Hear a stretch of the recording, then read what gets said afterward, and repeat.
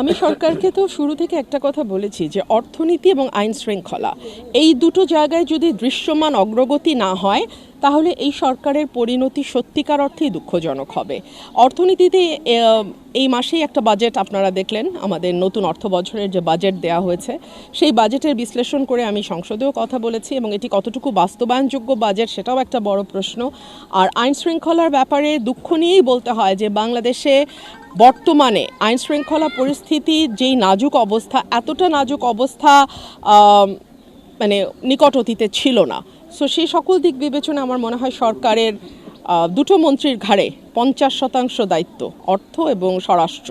কিন্তু আনফর্চুনেটলি স্বরাষ্ট্রমন্ত্রীর অন্য সকল মন্ত্রণালয়ের ব্যাপারে যতটুকু আগ্রহ, উৎসাহ এবং অতি তৎপরতা, এই তৎপরতা যদি উনি ওনার নিজের মন্ত্রণালয়ে দেখাতেন তাহলে দেশবাসী উপকৃত হতো।